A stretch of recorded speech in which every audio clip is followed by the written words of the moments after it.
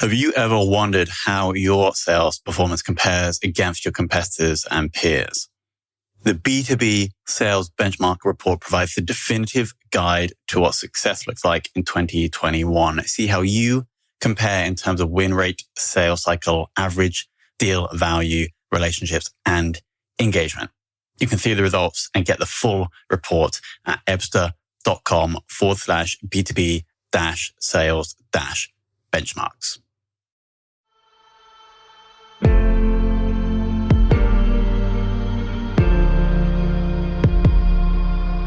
This is Sales Ops Demystified, the #1 most downloaded podcast in sales operations.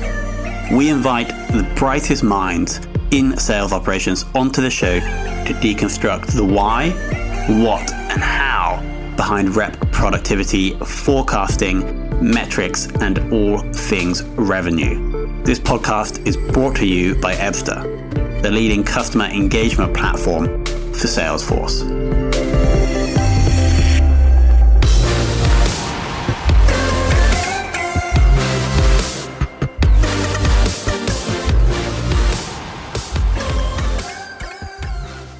Hello and welcome to another very special episode of the Sales Ops Demystified podcast. Today we're joined by Marc Cote, who is currently basically running sales operations at a company called Dosh. Marc, welcome to the show. Thank you very much, Tom. Happy to be here.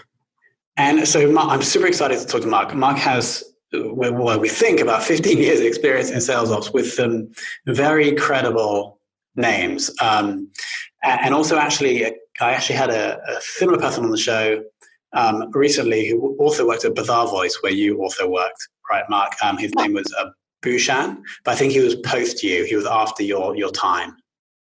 Yeah, but I remember that person. That's awesome. Got it.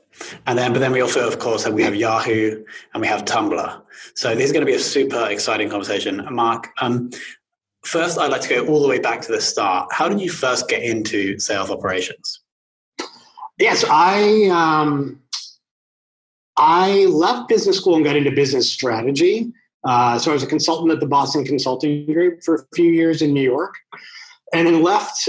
Consulting was interesting and fun, but I really wanted to be part of building companies. So I had this startup bug, and I went and worked for a bunch of different startups, including, I was one of two people in a sub-basement in New York with a bunch of engineers in Tel Aviv. We were designing products for the U.S. pet industry, yada, yada, yada. Spent a bunch of years in some startups and ended up in sales, of all places. Basically, when the dot-com boom busted, I'd been in biz dev and marketing for online startups and product startups. And nobody was hiring people in biz dev. And I was doing some business deals with some of the first early search providers. And I happened to talk to a woman at LookSmart, who was one of the first search providers, paid search. They did all the paid search for Microsoft back before, even before Google. And I ended up selling for them. And so that started about a dozen years in sales and sales management. So I started off with LookSmart, and then I went to Overture that got bought by Yahoo. And I was a sales leader out of New York, running sales teams in search and display. And after, a dozen years of selling, I was just ready for a new challenge. And Yahoo had a new sales leader came in, a gentleman by the name of Mark Ellis. He was running sales at AOL. He moved over to Yahoo. And he was looking for a chief of staff. Yahoo did not have a sales operations function. And he and I met at a sales conference and started talking about creating a sales operations discipline at Yahoo and being his chief of staff. And that was it. That was the beginning of the last 15 years. And so you were obviously aware of this whole thing called sales operations. Oh yeah. Before you, okay. And you identified that Yahoo could benefit from this. Correct. Yeah. And I was, even while I was leading sales teams, I was doing sales operation work in the background for the sales leaders I worked for. So I was helping them do territory assignments. I was designing comp plans. I was helping on pricing. And part of the in addition to kind of being chief of staff and the operating lead for the head of North America sales, we were really looking at just getting a modern CRM system. We were using Oracle, which meant we were barely using anything at all. And there were a few of us in the organization that really wanted to move us on to Salesforce. So that was actually one of my first assignments, was being the global business lead, moving Yahoo globally onto Salesforce from Oracle. Awesome. So it seems like sales operations was happening in Yahoo prior to there being a formalized department, but you formalized that, and the first project you did was then implementing Salesforce. Makes sense. Fast forward to today, can you share a little bit more about Dosh? So how many sales resources are there, and how many are there of you and the operations team? Yeah, so Dosh, just like a real quick, Dosh is a consumer finance app. It's US only, although you in the UK obviously know Dosh is a slang word for cash. And we're an app that enables cash back. So we are tied directly into Amex, Visa, and MasterCard. We get all the transactions from merchants that work with us. And merchants, we're upending kind of the digital spend. So a merchant like a Walmart or a Costco gives us a budget, and they are guaranteed revenue from that budget. So let's say if a Walmart gave us $100,000 and we had a 10% fee with them, they're guaranteed to get $1 million in sales. That 10% goes out to consumers as cash back. Usually probably 5 to 7% of that would go to the consumer as cash back automatically, and then we take the rest as a marketing fee. So we are only a 3.5-year-old startup. We are headquartered here in Austin. Very lean and mean and nimble, even though we've got, we are partnering with Venmo and PayPal on some things. There are 72 employees total. And I run all of the revenue operations. So that's sales operations, but it's also consumer, merchant operations and success. So my total team is 20, but sales operations is me and a developer. I have and I've done this before. I started sales operations at Tumblr. So I'm used to getting my hands dirty, but I also learned very early on that don't just hire an admin, hire a Salesforce developer, because they get the stuff done. And admins can't get the stuff done? Admins can get the stuff done, but they can't program. Got it, right? yeah. I mean, admin's great if everything you do is out of the box, but I never do out of the box. Sure. And the current sales tech stack that you guys are running? Yeah, so Salesforce, Pardot. We use Tableau for most of our BI. And then as sales tools, we use DocSend and we use Winmo. Cool. And so your sales people are out there selling to merchants, right? Correct. Cool. Yeah. So they're out there. We have a direct sales team of 5 people who are out selling to large national brands like the Walmarts and the McDonald's of the world. And then we partner with some third parties and have a self-service local platform to get local content. Sure. And how many reps do you currently have? We have 5. Cool. 5 reps. 5 reps external. I have 3 merchant success directors who are post-sale, and they work on renewals and churn. And then I have 1 SDR. Awesome. And what's something that you guys have done, you and the developer have done recently that's boosted productivity of either just the 5 reps or the SDR and the CS people as well? Yeah, I mean, it's almost laughable that it's so simple, but I mean, we installed the Chrome plugin for Gmail for all of them, so that because we wanted better compliance on activity tracking, so making it easier for them and showing them how to use the plugin, and showing them some tips and tricks about recording their activities right from Gmail, because that's our corporate mail platform. We've got metrics in place to track their activities. But, I'm sure everybody listening knows that getting sellers to track activities in Salesforce is not an easy thing. So you've got to make it as easy as possible. Yeah. So was that the Gmail Chrome add-on? Yeah, exactly. Cool. And that allows, so whenever someone's browsing in Chrome, it allows them to easily log things within Gmail? Yeah. So if you're on Gmail, which is what they're primarily doing when they're not in the field, you have a daughter window that's part of the Chrome extension that you're logged into Salesforce. So as you get an email in from a client or a prospect, it's automatically going to see if that contact is already in Salesforce. If it's not, you can easily add it to Salesforce. If you're replying to somebody, you can. It's going to tell you that contact is in Salesforce, that company is in Salesforce, and you can attach it to an account, an opportunity, a contact record. So it's making it really easy for our sellers. It also, that plugin allows you to move back and forth between Salesforce and your Gmail calendar to see your availability and put your availability into your emails through Gmail, through your Google Calendar, but then also track those in Salesforce. And if I sent an email to you with, Tom, would you love to chat? Do you have 30 minutes at any of these openings? If I get a meeting booked before you, even after you open the email, the next time you come back, it'll be off the calendar, so you'll see just what's available. So it makes it seamless. Got it. And so we're basically taking admin steps away from the reps so they can spend more time selling. Exactly. Yeah, but getting what we need, which is visibility. Cool. And you mentioned something I want to dig into a little bit more. Is you said that getting salespeople to track activity is sometimes hard. Obviously, in your role over the last 15 years, you've had to try to influence salespeople to do certain things. Do you have any tips around doing that effectively?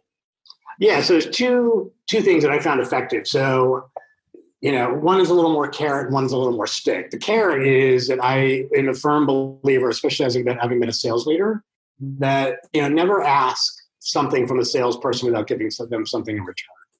Right. So if I'm asking you for more visibility, this was a perfect example, right? We wanted more visibility and we wanted them to be tracking their activities in Salesforce rather than in their own personal G-Docs or whatever they were doing. So we gave them a tool that made it easier for them to do it. We'll add on a new tool that's maybe it's a third party that we've purchased, but give them something back. Right. So if I want accountability, I make sure that you can track your commission. Like, I want that to be rewarding for you, but I want you to know how much more you can make by making the sale. Like I always tell salespeople that I want you to buy a boat.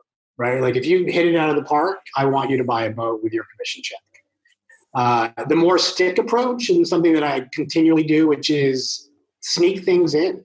Right, like I will gradually make more things required in Salesforce, especially like for opportunities and even like building accounts. Start off with the basics, right? Just make it as simple as possible so that it's like 5 things that you really need. But once people are used to giving you those 5 things, sneak a few more in. They don't even notice. It's amazing. Yeah, I've actually never heard that before over like 100 interviews, but it totally makes sense. The salesperson is going to start doing the thing, and then in their mind, they think the thing is really easy because there's 3 fields. And they probably won't even notice that like there's 4, 5, 6, and then they'll still think it's easy when there's 8 because they first thought it was easy. I guess that's the theory. Part of what they do. And automate it, but make it required. Sure.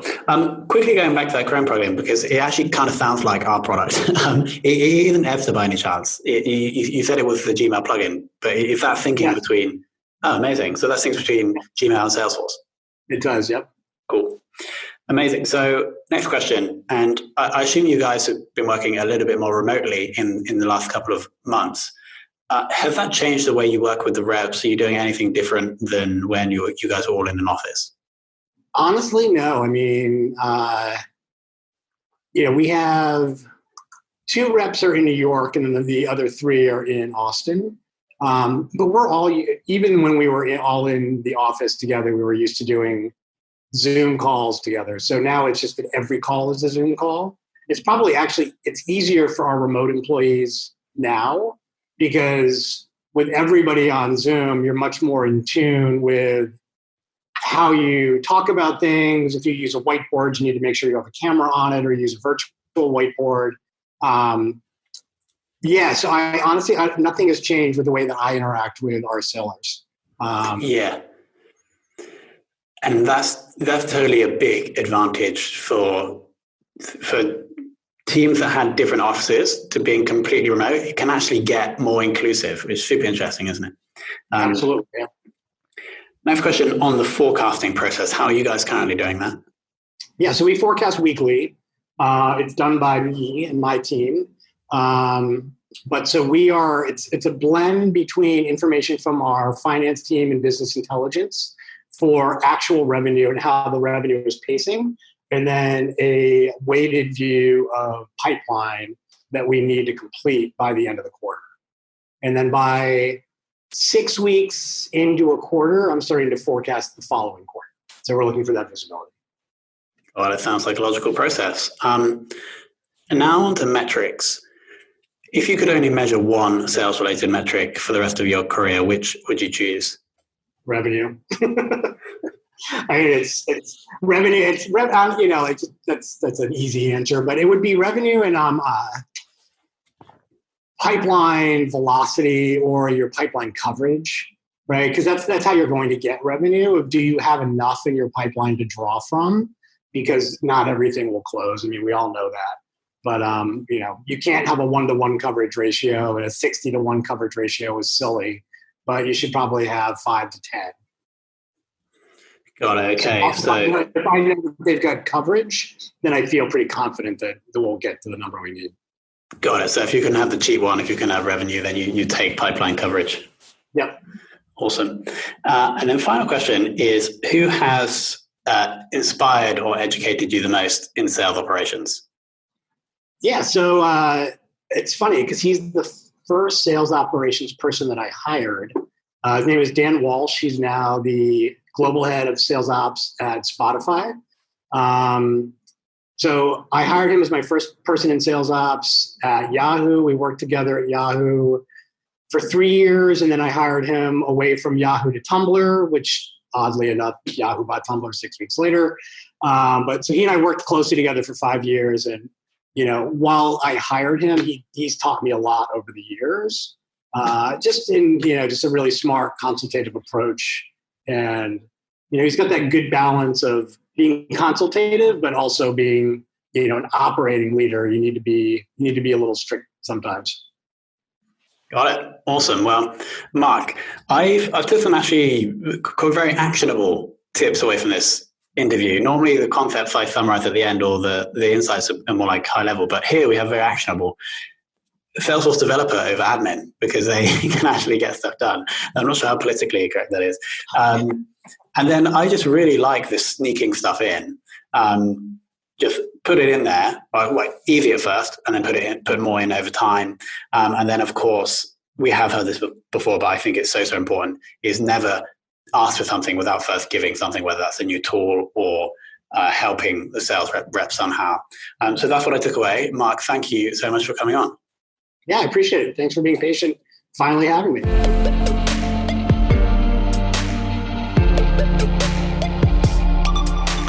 Thank you for listening to this episode of the Sales Ops Demystified podcast. If you are listening on a podcast listening application, then please subscribe, rate, and review. And if you have any questions about the show, if you know a guest, or if you have any questions about sales operations, just hit me up at tomhunt@ebster.com. That's tomhunt@ebster.com.